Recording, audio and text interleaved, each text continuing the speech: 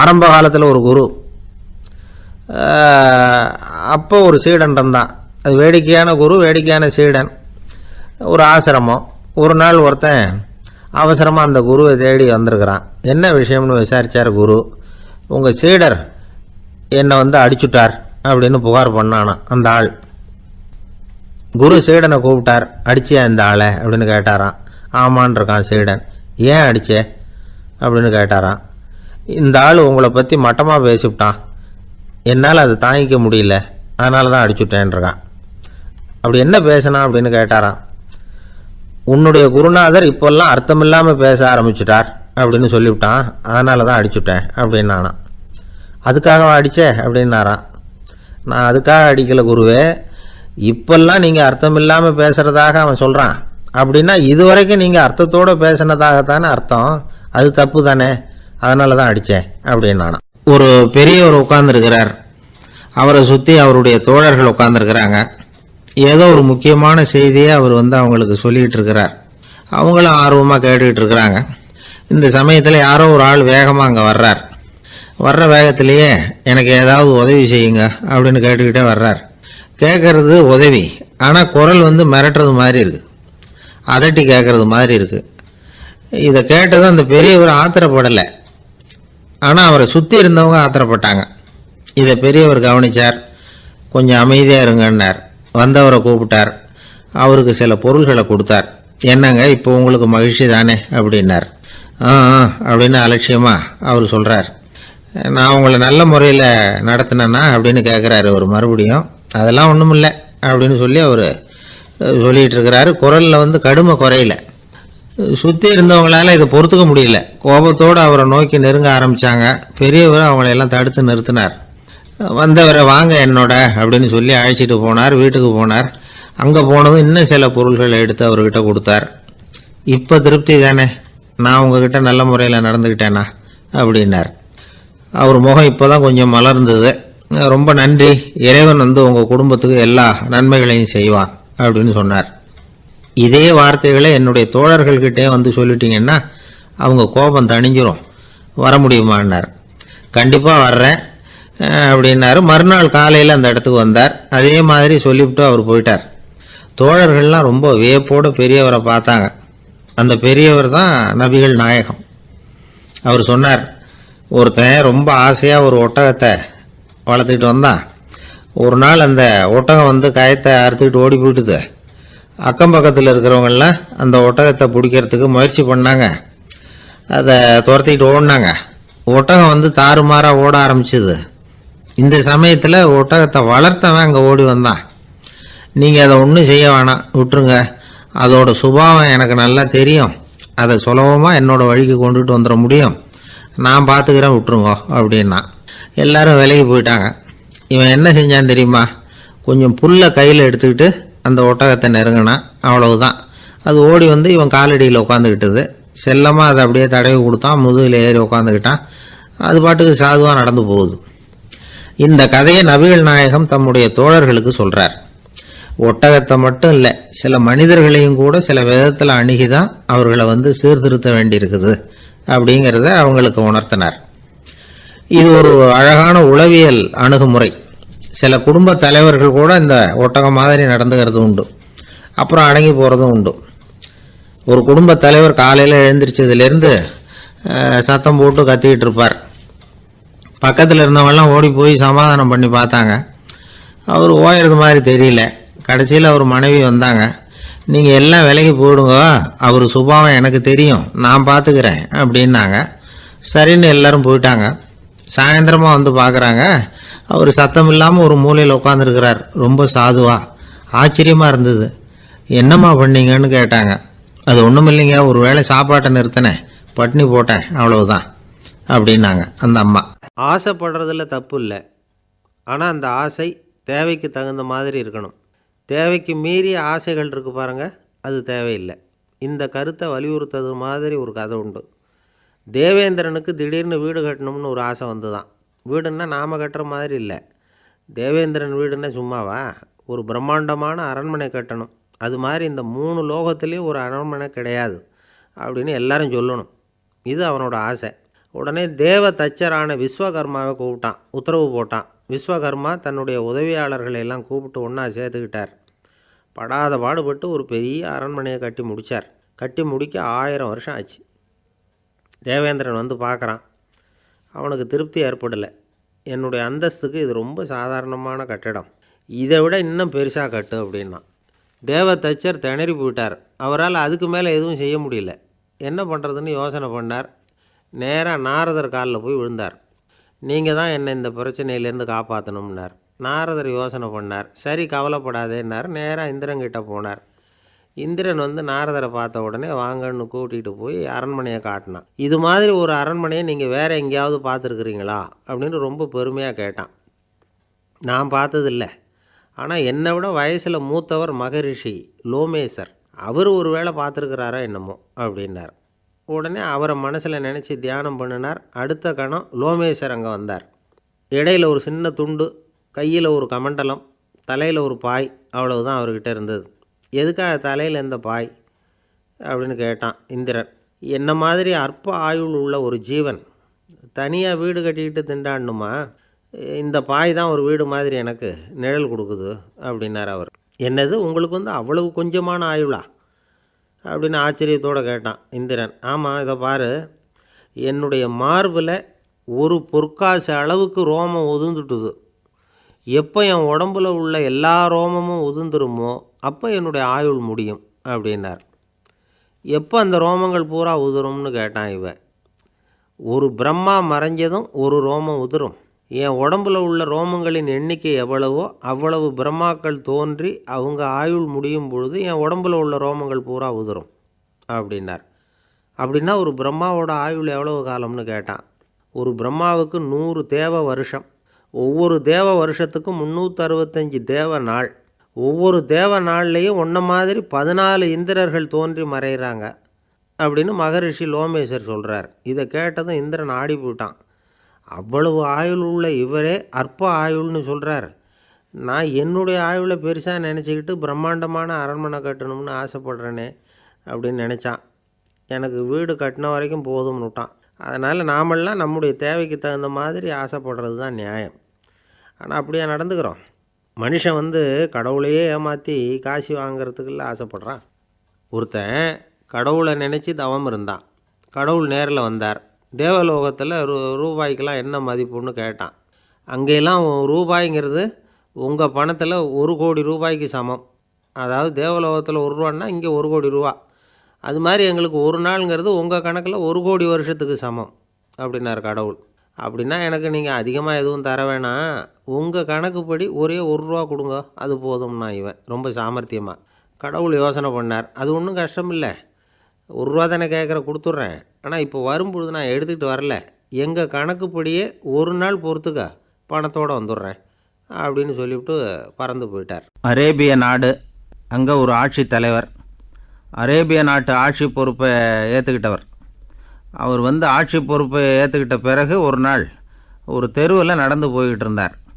அவர் தோளில் ஒரு பெரிய துணி மூட்டை, அதை சுமந்துக்கிட்டு கடத்தெருவை நோக்கி அவர் போய்கிட்டு இருக்கிறார். வழியில் அவரை சந்தித்தார் உமர். அவர் கேட்டார், கலீஃபா அவர்களே, எங்கே புறப்பட்டுட்டீங்க அப்படின்னு கேட்டார். கலீஃபான்னா ஆட்சி தலைவர்னு அர்த்தம். இதுக்கு அவர் சொன்னார், நான் வந்து துணி வணிகம் செய்கிறவன், அதனால் துணி வியாபாரம் செய்கிறதுக்காக போயிட்டுருக்கிறேன்னார். நீங்கள் இப்போ இந்த நாட்டுக்கு ஆட்சி தலைவர், ஆட்சி பொறுப்பில் இருக்கிறீங்க, நீங்கள் வியாபாரம் செய்ய போட்டால் அரசு பணிகளை செய்கிறது யார் அப்படின்னு கேட்டார் அவர். நான் அரசு பணிகளை மட்டுமே செஞ்சுக்கிட்டு இருந்தால் என் குடும்பத்தை காப்பாற்றுறது யார் அப்படின்னு கேட்டார் அவர். இப்படி கேட்டவர் யார் தெரியுமா? அவர் தான் அபூபக்கர், இறை தூதர் முகமது அவர்களுக்கு பிறகு கலீஃபாவாக தேர்ந்தெடுக்கப்பட்டவர். அப்போலாம் ஆட்சி தலைவர்களுக்கு சம்பளம்னு எதுவும் கிடையாது. இந்த பிரச்சனையை எப்படி தீர்க்கிறதுன்னு யோசனை பண்ணார் உமர். அபு உபைதா அவர்கள்கிட்ட அழைச்சிட்டு போனார். அவர் யாருன்னா, அவர் தான் பொது நிதி கருவூலத்தின் பொறுப்பாளர். அவர்கிட்ட பிரச்சனையை சொன்னார். இது மாதிரி ஆட்சி தலைவருக்கு பொது நிதியிலிருந்து ஊதியம் அளிக்க முடியுமான்னு கேட்டார். பொது நிதி விதிகளின்படி அதுக்கு சாத்தியம் இல்லைன்னு சொல்லிவிட்டார் அவர். சரி, வேறு ஏதாவது வழி இருக்குதான்னு கேட்டார் உமர். அபு உபைதா கொஞ்சம் யோசனை பண்ணி பார்த்தார். அப்புறமா சொன்னார், மக்காவிலிருந்து மதீனாவுக்கு குடிபெயர்ந்து வந்த அகதிகளுக்கு நிதி உதவி அளிக்கிறதுக்கு விதிகளில் இடம் இருக்குது. அப்படி பார்த்தா அபூபக்கரும் அகதி தானே, அதனால் எல்லா அகதிகளுக்கும் கொடுக்கறது மாதிரியே அவருக்கும் ஒரு தொகை அளிக்கலாம்னார். கலீஃபா அபூபக்கருக்கு இந்த அகதி உதவித்தொகையைத்தான் கொடுத்துட்டு வந்தாங்களாம். குடும்ப செலவுக்கு அது போதுமானதாக இல்லை. இருந்தாலும் கலீஃபாங்கிறதுக்காக மற்ற அகதிகளை விட அதிகமாக தொகையை பெற அவர் விரும்பலை. மார்பு பக்கம் கிழிஞ்சிருந்த ஒரு மேலாடையை தான் அவர் அணிஞ்சிருந்தார். அவருடைய துணைவியார் அஸ்மா அவங்க ஒரு நாள் தேன் அருந்த ஆசையாக இருக்குன்னாங்களாம். நமக்கு கிடைக்கிற ஊதியம் குடும்ப செலவுக்கே போதுமானதா இல்லையே, இந்த நிலையில் தேன் வாங்கிறதுக்கு காசுக்கு நான் எங்கே போவேன்ருக்கார் அவர். கொஞ்ச நாள் கழித்து அவங்க ஒரு தொகையை அவர்கிட்ட கொடுத்து தேன் வாங்கிட்டு வர சொன்னாங்களாம். இவருக்கு ஆச்சரியம், ஏது இந்த பணம்னு கேட்டிருக்காரு. நீங்கள் தினமும் குடும்ப செலவுக்காக கொடுத்துக்கிட்டு வந்த பணத்தில் கொஞ்சம் கொஞ்சமாக மிச்சப்படுத்தி வச்சேன்னாங்களாம். அபூபக்கர் அந்த பணத்தை எடுத்துக்கிட்டு நேராக பொது நிதி கருவூல பொறுப்பாளர்கிட்ட போனார். இந்த பணத்தை பொது நிதியில் சேர்த்துருங்க, இது அதிகப்படியாக எனக்கு தரப்பட்டு வந்த ஊதியம், அடுத்த மாதத்துலேருந்து இந்த தொகையை குறைச்சிங்கன்னு வேற சொல்லிவிட்டாராம். பசியை தணிக்க தேவையான அளவு உணவு, ஒரு ஜோடி உடை, இதை தவிர கூடுதலாக மக்கள் பொது நிதியிலிருந்து வாங்கிக்கிறதுக்கு என் குடும்பத்தாருக்கு உரிமை இல்லை அப்படின்னு சொல்லி கண்டிப்பாக சொல்லிவிட்டாராம். அவர் வாங்கிட்டு வந்த அந்த குறைந்த ஊதியம் கூட அவர் மனசை உறுத்திக்கிட்டே இருந்தது. கடைசி நேரம் அவர் தம்முடைய மகள் ஆயிஷா அவர்களை அழைச்சார். மகளே, இதுவரைக்கும் பொது நிதியிலிருந்து நான் வாங்கிட்டு வந்த தொகை என்னுடைய இதயத்தில் பாரமாக அழுத்திக்கிட்டு இருக்கு. என் தோட்டத்தை விற்று அதில் வர்ற பணத்திலேருந்து நான் இதுவரைக்கும் வாங்கிட்டு வந்த ஊதிய தொகையை கணக்கு போட்டு பொது நிதியில் சேர்த்துவிடு அப்படின்னாராம். பதவி ஏற்கிறதுக்கு முன்னாடி தன்கிட்ட இருந்ததை விட இப்போ கூடுதலாக என்ன சொத்து இருக்குன்னு பார்த்துருக்கார். ஒரு ஒட்டகம், ஒரு கோப்பை, ஒரு பணியாள். இதையும் அடுத்தபடியாக கலீஃபாவா வர்றவர்கிட்ட ஒப்படைச்சிருங்க அப்படின்னு விட்டாராம். அதே மாதிரி அடுத்து வந்த உமர்கிட்ட ஒப்படைச்சாங்க. அப்போ உமர் சொன்னாராம், அபூபக்கரே, இந்த முன்மாதிரியால் உங்களுக்கு பிறகு இந்த ஆட்சி பொறுப்பை ஏற்கிறவர்களை பெரும் நெருக்கடிக்கு ஆளாகி விட்டீங்க அப்படின்னு சொல்லி ரொம்ப கண் கலங்கினாராம். கடைசியாக அபூபக்கர் தன்னுடைய குடும்பத்தாருக்கு விட்டு சென்ற சொத்து ஒரு படுக்கை விரிப்பு, ஒரு போர்வை, அவ்வளவுதான். இது சிந்திக்க வேண்டிய ஒரு செய்தி. ஒரு ஊரில் ஒரு மன்னர் இருந்தாராம். அமைச்சர் அவர்கிட்ட சொன்னாராம், மன்னா, நம்ம ராஜ்யத்தில் இனிமே லஞ்ச ஊழலே இருக்காதுன்னாராம். ஆஹா, அப்படின்னா ஊழல் பேர் வழிகளையெல்லாம் நாடு கடத்தியாச்சா அப்படின்னு கேட்டிருக்காரு மன்னர். இதுக்கு அவர், அப்படி இல்லைங்க, இனிமேல் கொடுக்கறதுக்கு ஜனங்கள்கிட்ட பணமே இல்லை அப்படின்னாராம். ஒருத்தர் அவசரமாக போய்கிட்டு இருந்தார். எங்கே போய்கிட்டு இருக்கீங்க அப்படின்னு கேட்டார் ஒரு பெரியவர். கடைக்கு போகிறேன் சார், சாமான் வாங்கிறதுக்கு அப்படின்னார். அங்கே போகிறதுக்கு முன்னாடி தெரிஞ்சிக்க வேண்டியதெல்லாம் தெரிஞ்சுக்கிட்டீங்களா அப்படின்னு கேட்டார் பெரியவர். கடைக்கு போய் காசை கொடுத்து ஒரு பொருளை வாங்கிட்டு வரப்போகிறோம், இதில் தெரிஞ்சிக்க வேண்டியது என்ன இருக்குது அப்படின்னார் அலட்சியமாக. இப்போ அந்த பெரியவர் பேச ஆரம்பித்தார். இந்த உலகத்தில் எந்த ஒரு செயலில் இறங்குறப்போவும் நாம் நல்லா ஆலோசனை பண்ண வேண்டிய விஷயம் 5 அப்படின்னார். உதாரணமாக, ஒருத்தன் கடைக்கு போய் ஏதோ ஒரு பொருளை வாங்கிட்டு வர போகிறான்னு வச்சுக்கோங்களேன். அப்போ கூட அவன் 5 விஷயங்களை பற்றி தெரிஞ்சுக்க வேண்டியிருக்குது அப்படிங்கிறார் அவர். முதல்ல அந்த பொருள் எப்படிப்பட்டது அப்படிங்கிறத தெரிஞ்சுக்கணும். ரெண்டாவதாக தன்னை பற்றியும் தெரிஞ்சுக்கணும். அப்போ தான் அந்த பொருள் தனக்கு தேவையா இல்லையா அப்படிங்கிறத புரிஞ்சுக்க முடியும். மூணாவதாக தெரிஞ்சுக்க வேண்டியது ஒன்று இருக்குது. அது என்னன்னா, அந்த பொருளை அடையறதுக்கு வழி என்ன அப்படிங்கிறது தெரிஞ்சுக்கணும். அதாவது எவ்வளவு பணம் கொடுத்தா அது கிடைக்கும், இது மாதிரியான விஷயங்கள். நாலாவதாக அந்த பொருளை அடையிறது மூலமாக நாம் அடையக்கூடிய பயன் என்ன அப்படிங்கிறதையும் உணரணும். அஞ்சாவது, அந்த பொருளை அடையிறதுல இருக்கக்கூடிய தடை எது அப்படிங்கிறதையும் நாம் தெரிஞ்சுக்கணும். பெரியவர் பேசுறது ஏதோ தத்துவம் மாதிரி தெரியுது இல்லையா? தத்துவம் தான்.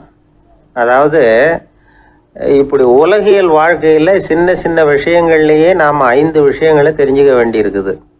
அது ரொம்ப அவசியமாக இருக்குது. பேரின்ப நிலைன்னு சொல்கிறாங்கல்ல, அது மாதிரி பெரிய சமாச்சாரங்கள்லேயும் இந்த 5 விஷயங்களை நாம் தெரிஞ்சுக்க வேண்டியிருக்குது. அதுக்கு பேர் என்னன்னா அர்த்த பஞ்சகம். வைணவ சமயத்தில் அர்த்த பஞ்சகம்ங்கிறது ரொம்ப பெரிய விஷயம். கடைக்கு போகிறது மாதிரி கடவுளை பார்க்க போகிறப்போ நாம் 5 விஷயங்களை தெரிஞ்சுக்கணுமா. முதல்ல பரம்பொருள் அப்படிங்கிறது என்ன, அதோட தன்மைகள் என்ன, இதை தெரிஞ்சுக்கணும். இதுக்கு பேர் என்னன்னா பரமாத்ம ஸ்வரூபம் அப்படின்னு பேர். ரெண்டாவது, நாம் யார், நம்மோட தன்மை என்ன அப்படிங்கிறத தெரிஞ்சுக்கணும். நான் யாருன்னு எனக்கே தெரியலங்கிறப்போ இதை நான் சொல்கிறேன்னு இது என்னுடையதுன்னு சொல்கிறது தப்பு தானே. அப்புறம் மூணாவது விஷயம், பரம்பொருளை நாம் அடையறதுக்கு வழி எது, இது தெரிஞ்சுக்கணும். இது உபாய ஸ்வரூபம் அப்படின்னு பேர். நாலாவது விஷயம், நாம் அடைய வேண்டிய பயன்கள் என்ன அப்படிங்கிறது தெரிஞ்சுக்கிறது. இதுக்கு புருஷார்த்தம் அப்படின்னு பேர். அஞ்சாவது, அந்த பயனை அடைய விடாமல் தடுக்கிற தடைகள் யாவை அப்படிங்கிறது தெரிஞ்சுக்கிறது. இது விரோதி ஸ்வரூபம். இதைத்தான் தடையியல் அப்படின்னு சொல்றாங்க. அதாவது பரமாத்மாவை பற்றிய அறிவு, ஜீவாத்மாவை பற்றிய அறிவு, உபாயம் பற்றிய அறிவு, புருஷார்த்தம் பற்றிய அறிவு, இந்த 4 அறிவுக்கும் எதிரடையா, அதாவது அதையெல்லாம் தப்பா புரிஞ்சுக்கிறதால உண்டாகக்கூடிய அறிவு விரோதி ஸ்வரூபம். என்ன இது தகவல்ல ஏதாவது கதை சொல்லுவீங்கன்னு பார்த்தா ஏதோ தத்துவம் பேசிக்கிட்டு இருக்கிறீங்களே அப்படின்னு நினைக்கலாம். இதுவும் தெரிஞ்சுக்க வேண்டிய ஒரு பெரிய விஷயம்தான். காதில் போட்டு வச்சா எப்போவாவது உபயோகப்படும். என்னுடைய நண்பர் ஒருத்தர் ஒரு நாள் என்கிட்ட சொன்னார், சார், அடுத்த மாதம் தஞ்சாவூரில் ஒரு கல்யாணம், போகிறதா வேண்டாமா அப்படின்னு ஒரே குழப்பமா இருக்கு அப்படின்னார். நான் உடனே இந்த அர்த்த பஞ்சக உபதேசம் பண்ண ஆரம்பித்தேன். அவர் எல்லாத்தையும் பொறுமையாக கேட்டுவிட்டு, சரி சார், நான் போகிறதுன்னு முடிவு பண்ணிவிட்டேன்னார். எப்படி இந்த முடிவுக்கு வந்தீங்க அப்படின்னு கேட்டேன். அவர் சொன்னார், சார், அந்த 2வது பாயிண்ட் ஒன்று சொன்னீங்களே, அதை புரிஞ்சுக்கிட்டதுக்கு அப்புறம்தான் இந்த முடிவுக்கு வந்தேன் அப்படின்னார். என்ன 2வது பாயிண்ட்டுன்னு? அதாவது தன்னை பற்றி புரிஞ்சுக்கணும் அப்படின்னு சொன்னீங்க. உடனே என்னை பற்றி புரிஞ்சுக்கிட்டேன், நான் யாருங்கிறது எனக்கு தெரிஞ்சுது, உடனே போகிறது தான் நல்லதுன்னு முடிவு பண்ணிவிட்டேன்னார். நீங்கள் யாருன்னு கேட்டேன்.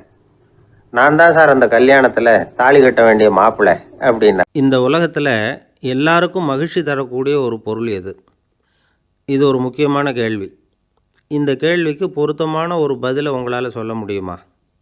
அதாவது கொஞ்சம் யோசித்து பார்த்தா பணம்னு சொல்லலாமா? இப்போ கையில் காசு இல்லாதவங்ககிட்ட ஒரு 10 ரூபாயை கொடுத்தா அது அவனுக்கு சந்தோஷத்தை கொடுக்கும். ஏற்கனவே வருமான வரி பிரச்சனையில் சிக்கி இருக்கிறவர்கிட்ட இன்னும் கொஞ்சம் பணம் இந்தாங்கன்னு சொல்லி கொடுத்தோம்னா அது அவருக்கு சங்கடத்தை தான் கொடுக்கும். அதனால் அந்த கேள்விக்கு பணங்கிறது பொருத்தமான பதிலாக இருக்க முடியாது. கேள்வி என்னென்னா, இந்த உலகத்தில் எல்லாருக்கும் மகிழ்ச்சி தரக்கூடிய ஒரு பொருள் எது? சரி, இனிப்புன்னு சொல்லலாமா? ஏன்னா எல்லாருக்கும் இனிக்க தானே செய்யும். அதுலேயும் ஒரு சிக்கல் இருக்குது. சர்க்கரை வியாதிக்காரங்களுக்கு அது என்ன சந்தோஷத்தையாக கொடுக்கும்? ஆக எல்லாருக்கும் வேறுபாடு எதுவும் இல்லாமல் மகிழ்ச்சியை கொடுக்கக்கூடியது வேறு ஏதோ ஒன்று இருக்குது. அது என்னன்னு கண்டுபிடிக்கணும். அதுதான் இன்றைக்கி தகவல். இப்போ அதை கண்டுபிடிக்கணும்னா இந்த கதையை கேட்கணும். அது என்ன கதைன்னா, ஒரு ஊரில் ஒரு ராஜா இருந்தார். அவருக்கும் இதே சந்தேகம் வந்துட்டுது. அதாவது எல்லாருக்கும் இன்பம் தரக்கூடிய பொருள் எது அப்படின்னு. இதுக்கு பதில் தெரிஞ்சுக்கிறதுக்கு ஆசைப்பட்டார். சரி, அதுக்கு என்ன செய்யலாம்னு யோசனை பண்ணார். நாட்டு மக்களுக்கு பகிரங்கமாக ஒரு அறிவிப்பு கொடுத்தார். நம்ம நாட்டு மக்கள் இன்பம் தரக்கூடிய பொருள் எதுன்னு நினைக்கிறாங்களோ அதை கொண்டுக்கிட்டு அரண்மனையில் உள்ள கண்காட்சி மண்டபத்தில் வைக்கலாம். அப்படி அவங்க வைக்கிற பொருள்களில் எது எல்லாருக்கும் இன்பம் தரக்கூடியதாக இருக்குமோ அதை வச்சவருக்கு 1000 பொற்காசுகள் பரிசு அப்படின்னு அறிவிப்பு கொடுத்துட்டார். ஜனங்கள் இந்த அறிவிப்பை கேட்டாங்க. அதுக்கப்புறம் சும்மா இருப்பாங்களா? 1000 பொற்காசுன்னா சும்மாவா? அவங்க கையில் என்னென்ன கிடைச்சிதோ அதையெல்லாம் கொண்டாந்து அரண்மனை காட்சி மண்டபத்தில் வச்சுட்டாங்க. அதுக்கப்புறமா ராஜா அங்கே வந்தார். ஒவ்வொன்றா பார்த்துக்கிட்டே வந்தார். முதல்ல ஒரு குயில் இருந்தது, இனிமையாக பாடக்கூடிய குயில். இந்த குயிலோட இன்னிசை எல்லாருக்கும் இன்பம் தரக்கூடியது தான். இருந்தாலும் காது கேட்காதவங்களுக்கு இந்த இசை எப்படி இன்பம் தர முடியும்? அதனால் இது சரியில்லைன்னு விட்டார். அடுத்தபடியாக போனார். அங்கே என்ன வச்சுருக்குறாங்கன்னு பார்த்தா ஒரு அழகான மயில் அங்கே தோகை விரித்து ஆடிக்கிட்டு இருக்குது. இந்த மயிலோட ஆட்டம் மனசுக்கு இன்பம் தரக்கூடியது தான். இருந்தாலும் பார்வை இல்லாதவங்க இந்த ஆட்டத்தை பார்த்து ரசிக்க முடியுமா? முடியாது. அதனால் இதுவும் சரியில்லை அப்படின்னு சொல்லிவிட்டார். அதுக்கு அடுத்தபடியாக போனார். பல வகையான இனிப்பு பண்டங்களை வச்சுருந்தாங்க. பார்த்தார், வயசானவங்களுக்கும் நோயாளிகளுக்கும் இது இன்பம் தராது, துன்பம் தான் கொடுக்கும் அப்படின்னார்.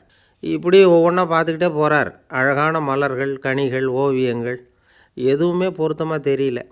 சகல பேருக்கும் இன்பம் தரக்கூடிய வகையில் எதுவும் இல்லை. கடைசியாக வந்தார். அங்கே ஒரு களிமண் பொம்மை இருந்தது. அது என்ன பொம்மை தெரியுமா? பசியால் வாடி இருக்கிற ஒருத்தருக்கு ஒரு அம்மா இனிமையாக பேசிக்கிட்டு சோறு போடுறது மாதிரி அந்த பொம்மையை செஞ்சுருந்தாங்க. அதுக்கு கீழே அன்பு அப்படின்னு எழுதியிருந்ததுதான். ராஜா பளிச்சுன்னு ஒரு முடிவுக்கு வந்தார். அந்த பொம்மையை செஞ்ச சிற்பியை வரவழைச்சார், பரிசு கொடுத்தார். அன்பு ஒன்று தான் எல்லாருக்கும் இன்பம் அளிக்கக்கூடிய பொருள். காது கேட்காதவங்களும் அதை கேட்க முடியும், பார்வை இல்லாதவங்களும் அதை பார்க்க முடியும், குழந்தைகளும் அதை உணர முடியும் அப்படின்னு அதுக்கு விளக்கம் கொடுத்தார் அந்த மன்னர். இந்த உலகத்தில் எல்லாருக்கும் மகிழ்ச்சி தரக்கூடிய ஒரு பொருள் அன்பு தான். அதை புரிஞ்சுக்கிட்டு தான் சில கணவன்மார்கள் மனைவி பேரில் ரொம்ப அன்பை காட்டிக்கிறது வழக்கம். ஒரு வீட்டு வாசப்படி பக்கமாக மழைக்கு வந்து ஒதுங்கினார் ஒருத்தர். மழை தூறிக்கிட்டு இருந்தது, இருட்டு நேரம். அந்த வீட்டில் இருந்தவர், இன்றைக்கி ராத்திரி வேணும்னா இங்கேயே தங்கிட்டு காலையில் போங்க அப்படின்னார். உடனே இவர் சொன்னார், ரொம்ப நன்றிங்க, ஒரு 10 நிமிஷத்தில் இதை வந்துவிடுறேன் அப்படின்னு சொல்லிவிட்டு எங்கேயோ ஓடினார். 10 நிமிஷம் கழித்து திரும்பி வந்தார். ஆமாம், எங்கே போயிட்டு வந்தீங்கன்னு கேட்டார் வீட்டில் இருந்தவர். நேராக எங்கள் வீட்டுக்கு போய் மனைவிக்கிட்ட இன்றைக்கி ராத்திரி இங்கேயே தங்கிக்கிறேன்னு சொல்லிவிட்டு வந்துட்டேன் அப்படின்னார் அவர். அன்பில் இது ஒரு ரகம். 1816 வருஷம் செப்டம்பர் மாதம் 11ஆம் தேதி பிரான்ஸ் தேசத்தில் உள்ள ஒரு மருத்துவமனை. அங்கே ஒரு இளம் டாக்டர் கொஞ்ச நாளைக்கு முன்னாடி தான் அந்த ஆஸ்பத்திரியில் புதுசாக வேலைக்கு சேர்ந்துருக்கிறார். அவர் பேர் ரெனே லெனக். அவர் அன்னைக்கு காலையில் அந்த மருத்துவமனையில் அப்படியே ரவுண்ட்ஸ் வந்துக்கிட்டு இருக்கிறார். வார்டில் ஒரு படுக்கையில் ஒரு இளம்பெண் படுத்திருக்கிறா. அந்த பொண்ணுக்கு இருதய நோயாக இருக்கலாம்ங்கிறது மற்ற டாக்டர்கள் சந்தேகம். அந்த காலத்துல எல்லாம் ஒருத்தருடைய இருதய துடிப்பை தெரிஞ்சுக்கணும்னா நோயாளியின் மார்பில் டாக்டர் வந்து காதை வச்சு பார்த்து தான் தெரிஞ்சுக்கிறது வழக்கம். ஆனால் இந்த பெண்ணும் வந்து இளம்பெண், அந்த டாக்டரும் புதுசாக சேர்ந்துருக்கிறவர். அதனால் பரிசோதனை பண்ண தயங்கினார். கொஞ்ச நேரம் யோசனை பண்ணார். திடீர்னு ஒரு ஞாபகம் வந்தது அவருக்கு. அதாவது அன்றைக்கி விடியற் காலையில் தோட்டத்தில் அப்படி வாக்கிங் போயிட்டு இருந்தப்போ சின்ன பசங்கள்லாம் ஒரு மரக்கட்டையை வச்சு விளையாடிக்கிட்டு இருந்தாங்களாம். அதை இவர் பார்த்துருக்கிறார். அது என்ன விளையாட்டுனா, ஒரு நீளமான மரப்பலகை, அதில் ஒரு முனையில் ஒரு பையன் தன்னுடைய காதை வச்சுக்கிட்டு இருக்கிறான், மறுமுனையில் இன்னொரு பையன் அந்த மரப்பலகையை ஒரு ஆணியால் கீறிக்கிட்டு இருக்கிறான். ஒரு முனையில் ஆணியால் கீறும் பொழுது மறுமுனையில் காதை வச்சிருக்கிற பையனுக்கு அந்த சத்தம் துல்லியமாக கேட்குது. அந்த டாக்டருக்கு காலையில் பார்த்த இந்த விளையாட்டு ஞாபகத்துக்கு வந்துட்டுது. உடனே என்ன பண்ணார் தெரியுமா? ஒரு நீளமான காகிதத்தை எடுத்தார். அதை அப்படியே உருளை மாதிரி உருட்டினார். ஒரு முனையை அந்த நோயாளியின் மார்பில் இடது பக்கம் வச்சார், இன்னொரு முனையில் தன்னுடைய காதை வச்சார். என்ன ஆச்சரியம்! நோயாளியின் மார்பில் நேரடியாக காதை வச்சு கேட்குறத விட துல்லியமாக கேட்டுது இதய துடிப்பு. இதய துடிப்பு மட்டும் இல்லை, மூச்சு இழுத்து விடுறது, திரவ பொருள்களின் அசைவு, எல்லா சத்தமும் தெளிவாக கேட்குது. கிரேக்க மொழியில் ஸ்டெத்தாஸ் அப்படின்னா மார்பு, ஸ்கோப்பின் அப்படின்னா பார்ப்பதுன்னு அர்த்தம். அதனால் டாக்டர் ரெனே லெனக் தான் கண்டுபிடிச்ச கருவிக்கு ஸ்டெத்தஸ்கோப் அப்படின்னு பேர் வச்சார். அவரே வந்து முதல் மாடலையும் செஞ்சார். அளவு ரொம்ப பெருசாக இருந்தது, சுலபமாக எடுத்துகிட்டு போகிறது கஷ்டம், அது அவ்வளோ கஷ்டமாக இருந்தது அது. அதனால் அவரே அதை அப்புறம் 2 பிரிவாக தயார் பண்ணார். இது 2 துண்டையும் டாக்டர் தன்னோட கோட்டு பாக்கெட்டில் வச்சுக்கலாம், தேவைப்படுறப்ப எடுத்து ஒன்றா சேர்த்துக்கலாம். இப்படி தான் அவர் ஆரம்பத்தில் பண்ணார். தன்னுடைய இந்த கண்டுபிடிப்பை பற்றி அவர் ஒரு புத்தகம் எழுதினார். நிறைய விற்றுது, புகழும் பணமும் சேர்ந்தது. பணமும் புகழும் வந்து சேர்ந்தது மாதிரியே அவருக்கு ஒரு நோயும் வந்து சேர்ந்தது. அது என்ன நோயின்னு கண்டுபிடிக்கிறதுக்கும் அவர் கண்டுபிடிச்ச கருவி தான் உபயோகப்பட்டு தான். அவரே அதை கண்டுபிடிச்சார். அவருக்கு வந்திருந்தது காச நோய். 1826 வருஷம் ஆகஸ்ட் மாதம் 13ஆம் தேதி உலகத்தின் முதல் ஸ்டெதஸ்கோப்பை கண்டுபிடிச்ச டாக்டர் ரெனே லெனக் காலமானார். அவர் சாகிறதுக்கு முன்னாடி மரத்தால் செஞ்சு வச்சுருந்த ஸ்டெதஸ்கோப்பை தனக்கு வேண்டியப்பட்ட ஒரு டாக்டர்கிட்ட கொடுத்து, என்னுடைய சொத்துக்கள்லேயே ரொம்ப வசந்தது அப்படின்னு சொன்னாராம். அதுக்கப்புறம் 3 வெள்ளைக்காரங்க சேர்ந்து இந்த கருவியில் சில மாற்றங்களை பண்ணாங்க.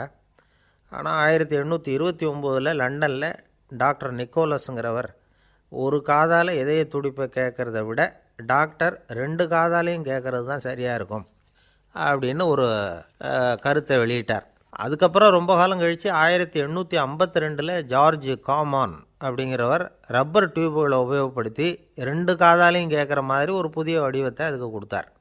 அதுக்கு பிறகு அது படிப்படியாக எவ்வளவோ மாற்றங்கள் இருந்தாலும் ஆரம்பத்தில் டாக்டர் ரெனே லெனக் உருவாக்கின அடிப்படை மாடலை யாரும் மாற்றி அமைக்கலைங்கிறது தான் முக்கியமான விஷயம். நமக்கு தெரிஞ்ச ஒரு ஆஸ்பத்திரி, அதில் ஒரு நோயாளி, காலை நேரத்தில் நர்ஸு அந்த பக்கமாக போயிட்டு இருந்தாங்க. அதை பார்த்துட்டு ஒரு நர்ஸுன்னு கத்துறார். நர்ஸு அவசரமாக ஓடி வந்து என்ன விஷயம்னு கேட்டாங்க. சிஸ்டர், இங்கே பாருங்கள், உங்கள் டாக்டரை என் நெஞ்சில் அவர் காதை வச்சு கேட்டுக்கிட்டு இருக்கிறார் அப்படின்னார் நோயாளி. சிஸ்டர் பதட்டப்படாமல், அதனால் என்ன, இந்த டாக்டர் பழமையான விஷயங்களில் ரொம்ப நம்பிக்கை உள்ளவர், அதனால் ஸ்டெத்தாஸ்கோப்பை உபயோகப்படுத்தாமல் காதை வச்சு கேட்குறார். அது ஒன்றும் தப்பு இல்லை அப்படின்னாங்களாம். ஐயோ, அதுக்காக இல்லை சிஸ்டர், இவர் என் நெஞ்சு மேலே தலையை வச்சது நேற்று ராத்திரி 9 மணி, இப்போ விடிஞ்சு போச்சு, இன்னமும் தலையை எடுக்கவே இல்லை, அதுக்காக தான் சந்தேகப்பட்டு உங்களை கூப்பிட்றேன் அப்படின்னாராம். ஒரு ஆஃபீஸில் வேலை பார்க்குற ஒருத்தர் ஏதோ தப்பு பண்ணிவிட்டார். உடனே மேல் அதிகாரி அவரை கூப்பிட்டு அனுப்புனார். நீ செஞ்சது தப்புன்னார் கோபமாக. இது ஒரு ரகம். சில அதிகாரிகள் இப்படி நீங்கள் செஞ்சது தப்புன்னு சொல்கிறதில்ல, நீங்கள் செஞ்சது சரி அப்படின்னு சொல்கிறதில்ல. எப்படி சொல்லுவாங்கன்னா, நீங்கள் செஞ்சது சரியில்லைன்னு நான் நினைக்கிறேன் அப்படின்னு சொல்லுவாங்களாம். அதாவது சில பேர் நீங்கள் செஞ்சது தப்புங்கிறாங்க, அதையே மாற்றி சொல்கிறார் இவர், நீங்கள் செஞ்சது சரியில்லைன்னு நினைக்கிறேன். இது ரெண்டும் அர்த்தம் ஒன்று தான், இருந்தாலும் வார்த்தைகள் வித்தியாசம். நிர்வாக திறமை இல்லாத ஒரு அதிகாரி யூ ஆர் ராங் அப்படின்னு சொல்லுவாராம். நிர்வாக திறமை உள்ள அதிகாரியாக இருந்தால் அதையே கொஞ்சம் மாற்றி I think you are not correct அப்படிம்பாராம். இதுதான் வித்தியாசம். இருந்தாலும் வார்த்தைகளை உபயோகப்படுத்துகிற விதத்தை வச்சு தான் வேலை நல்லா நடக்கிறதும் நடக்காததும் இருக்குது. விவரம் தெரிஞ்சவங்க என்ன சொல்கிறாங்க தெரியுமா? Be a leader not a boss அப்படிங்கிறாங்க. ஒரு லீடராக பாஸாக இருக்காதே அப்படிங்கிறாங்க. சரி, அப்படின்னா லீடருக்கும் பாஸுக்கும் வித்தியாசம் உண்டா அப்படின்னு கேட்டால் இருக்குன்னு சொல்கிறாங்க. லீடருங்கிறவர் வேறு, பாஸுங்கிறவர் வேறு. ஒரு லீடர் எப்படி நடந்துக்குவார், ஒரு பாஸ் எப்படி நடந்துக்குவார், இதை முதல்ல நாம் தெரிஞ்சுக்கணும். அவங்க எப்படி நடந்துக்குவாங்க அப்படிங்கிறதுக்கு சில விவரங்கள் இருக்குது. அதை கேட்டோம்னா நாம் புரிஞ்சுக்கலாம் அதை. அதாவது பாஸுங்கிறவர் விரட்டிக்கிட்டே இருப்பார், லீடருங்கிறவர் ஊக்கப்படுத்திக்கிட்டே இருப்பார். நாளைக்கு சாயந்தரத்துக்குள்ளே அந்த வேலையை செஞ்சு முடிக்கலைன்னா தொலைச்சி விடுவோம் தொலைச்சி அப்படிம்பார் அவர். இவர் எப்படி சொல்லுவார்னா, இது வரைக்கும் நீங்கள் செஞ்சுருக்கிற வேலை ரொம்ப அற்புதம் அப்படிம்பார். பாஸுங்கிறவர் அதிகாரத்தை நம்பி செயல்படுறவர், லீடருங்கிறவர் நல்லெண்ணத்தை நம்பி செயல்படுறவர். நம்மக்கிட்ட அதிகாரம் இருக்குது, பவர் இருக்குது, அதனால் காரியத்தை சாதிச்சுடலாம் அப்படின்னு நினைக்கிறவர் அவர். மற்றவங்கக்கிட்ட ஒரு நல்ல அபிப்பிராயத்தை சம்பாதிச்சுக்கிட்டு அது மூலமாக காரியங்களை சாதிக்கிறவர் இவர். பாஸுங்கிறவர் பயத்தை உண்டு பண்ணுவார், லீடருங்கிறவர் அன்பை பரவ செய்வார். அதை செய்யலைன்னா ஆடிட்டில் தகராறாயிடும், இது செய்யலைன்னா இன்க்ரிமெண்ட்டு கட் ஆகிடும், இப்படி ஏதாவது சொல்லி பயமுறுத்திக்கிட்டே இருப்பார் அவர். இவர் அப்படி இல்லை. உடம்பு இப்படி இருக்குது, வீட்டில் எல்லோரும் சௌக்கியமாக இருக்கிறாங்களா, ஆஃபீஸில் எல்லாம் வசதியாக இருக்குதா, நான் ஏதாவது உதவி செய்யணுமா அப்படின்னு அன்புக்கு முக்கியத்துவம் கொடுப்பார். பாஸுங்கிறவர் எதுக்கெடுத்தாலும் நான் சொல்லிகிட்டு இருப்பார், லீடருங்கிறவர் நாமன்னு சொல்லிகிட்டு இருப்பார். பாஸுங்கிறவர் தப்புக்கு காரணம் யாருன்னு பார்ப்பார், லீடருங்கிறவர் தப்பு என்னன்னு பார்ப்பார். இதுதான் ரெண்டு பேருக்கு வித்தியாசம். The boss shows who is wrong, the leader shows what is wrong அப்படின்னு சொல்லுவாங்க. இந்த காரியம் எப்படி செய்யப்பட்டிருக்கு அப்படின்னு தெரிஞ்சுக்கிறவர் பாஸ், இந்த காரியத்தை எப்படி செய்யணும்னு செஞ்சு காட்டுறவர் லீடர். பாஸுங்கிறவர் பணியாளர்களை திட்டுவார், லீடர் மரியாதைக்குரியவராக நடத்துவார், அதுக்குரியவராக அவர் நடந்துக்குவார். செய்கிற வேலையை ஒரு சுமையாக நினைக்க வைக்கிறவர் பாஸ், செய்கிற வேலையை ஒரு சந்தோஷமாக ஆக்கிறவர் லீடர். ஒரு முதலாளியாக இருக்கிறவர் அல்லது ஒரு நிர்வாகியாக இருக்கிறவர் இது மாதிரியான நுணுக்கங்களையெல்லாம் தெரிஞ்சு வச்சுக்கிறது நல்லது. ஒரு பாஸ் இருக்கார், அவர் ஒரு நாள் ரொம்ப பெருமையாக தன்னோட ஆஃபீஸை பற்றி பேசிக்கிட்டு இருந்தார். எனக்கு கீழே 200 பேர் வேலை செய்கிறாங்க சார், நான் ஒரு கோடு கிழிச்சா அவங்க அதை தாண்டாத அளவுக்கு நான் நடந்துக்கிறேன் சார் அப்படின்னார் அவர். அது எப்படி முடியுது உங்களால் அப்படின்னு கேட்டோம். நான் கோடே கிழிக்கிறதில்ல சார் அப்படின்னார். என்ன சார் உங்கள் பையன் என்ன செஞ்சுக்கிட்டு இருக்கிறான் இப்போது அப்படின்னு கேட்டார் ஒருத்தர். அடிக்கடி கண்ணாடி முன்னாடி நின்று அழகு பார்த்துக்கிட்டு இருக்கிறான் சார் அப்படின்னார் அப்பா. இளம் பருவம் இப்படி தான் இருக்கும், அதையெல்லாம் சாதாரணமாக நினச்சிடாதீங்க அப்படின்னார் அவர். என்ன சார் சொல்கிறீங்க, கண்ணாடி முன்னாடி நின்றுக்கிட்டு நேரத்தை வீணாக்கிக்கிட்டு இருக்கான், அதை ஒரு பெரிய விஷயமாக நான் நினைக்கணுமா அப்படின்னார் இவர். இளம் பருவத்தில் இளைஞர்களுக்கும் சின்ன பொண்ணுங்களுக்கும் அடிக்கடி கண்ணாடியில் பார்க்கணும்னு தோணும். அது வெறுமனே அழகு பார்க்குறது மட்டும் இல்லை, அவங்க தங்களையே தேடி கண்டுபிடிக்கிற ஒரு முயற்சி அது. இது ஒரு மனோதத்துவ விளைவு. இது வரைக்கும் சின்ன பிள்ளையாக இருந்துட்டோம், இனிமேல் நாமளும் மற்றவங்க மாதிரி மனிதர்கள் தான் அப்படிங்கிற உணர்வு அவங்களுக்கு வருது. தங்களோட முகம் எப்படி இருக்குது, அழகு எப்படி இருக்குது, உடம்பு நேரம் எப்படி இருக்குது, முடி எப்படி இருக்குது அப்படிங்கிறதையெல்லாம் கண்டுபிடிக்கிறாங்க. அதுக்கப்புறம் இன்னொரு ஆணோ பொண்ணோ தன்னை கவனிக்கணும் அப்படின்னு நினைக்கிறாங்க. இதெல்லாம் மனோதத்துவ உண்மைகள். இதெல்லாம் இயற்கை. இதை பார்த்துட்டு பெற்றவங்க வந்து பிள்ளைங்க கெட்டு போட்டாங்க அப்படின்னு நினைக்கக்கூடாது, அவங்கள திட்டிக்கிட்டே இருக்கக்கூடாது. இன்றைக்கி பல குடும்பங்களில் இதுதான் நடந்துக்கிட்டு இருக்குது. மனுஷ வாழ்க்கையிலேயே இப்படியும் இல்லாத அப்படியும் இல்லாத ஒரு பருவம் வந்து இளம் பருவம். 13லேருந்து 19 வயசுக்கு உட்பட்ட ஆண்கள் பெண்கள் இந்த வகையை சேர்ந்தவங்க, டீனேஜ் குரூப். இவங்கள சின்னவங்கன்னு நினச்சிட முடியாது, பெரியவங்கன்னு நினச்சிட முடியாது. இவங்க ரொம்ப சென்சிட்டிவ். சமூகம் நினச்சா இவங்களை வந்து நல்லவங்களாகவும் ஆக்கலாம், கெட்டவங்களாகவும் ஆக்கலாம். கொஞ்சம் அக்கறை எடுத்துக்கிட்டால் பெரிய பெரிய மேதைகளையும் விஞ்ஞானிகளையும் உருவாக்கலாம். ஆனால் நடக்கிறது என்ன தெரியுமா? அநேகமாக இவங்களை யாருமே சரியாக புரிஞ்சுக்கிறது இல்லை, இவங்களை சரியாக நடத்துறதும் இல்லை. இது வரைக்கும் நாம் சொல்கிறத கேட்டுக்கிட்டு இருந்தான், இப்போல்லாம் அவன் இஷ்டத்துக்கு நடக்க ஆரம்பிச்சுட்டான் அப்படின்னு வருத்தப்படுற பெற்றோர்கள் அதிகம். இது வருத்தப்படுற விஷயம் இல்லை, சந்தோஷப்பட வேண்டிய விஷயம். உங்கள் புள்ள வந்து சொந்தமாக யோசிக்க ஆரம்பிக்கிறதும் நடந்துக்க ஆரம்பிக்கிறதும் ஒரு தப்பான விஷயமா? அவன் கடைசி வரைக்கும் உங்கள் பேச்சையே கேட்டுக்கிட்டு இருக்கணுங்கிறது என்ன நியாயம்? இன்றைக்கி இளைஞர்களை வந்து பெரியவங்க தப்பாக புரிஞ்சுக்கிட்டு தவறாக நடத்துறதுனால தான் அவங்களுக்கு வெறுப்பு, எரிச்சல், மனக்கசப்பு எல்லாம் உண்டாகுது. பெற்றவங்க சரியாக மதிக்கிறது இல்லை அப்படிங்கிற ஒரே காரணத்தினாலேயே வீணாக போகிற பிள்ளைங்க இன்றைக்கி அதிகம். சரி, பெற்றவங்களுக்கு இன்றைக்கி என்ன தான் புத்தி சொல்ல வர்றீங்க அப்படின்னு கேட்குறீங்களா? நாம் எதையும் சொல்ல வரல, ஆனால் அது சம்பந்தமான சில நிபுணர்கள் சொல்லியிருக்கிறத உங்கள் காதில் போட்டு வைக்கலாம். அது என்னென்னா, பிள்ளைங்கக்கிட்ட அன்பு செலுத்துங்க. குழந்தையாக இருந்தப்போ எவ்வளவு பாசமாக இருந்தீங்க, வளர வளர அதை ஏன் குறைச்சிக்கிறீங்க? பெற்றவங்களின் அன்பான வார்த்தைகளுக்கு ஏங்குறவங்க தான் இன்றைய இளைஞர்கள்.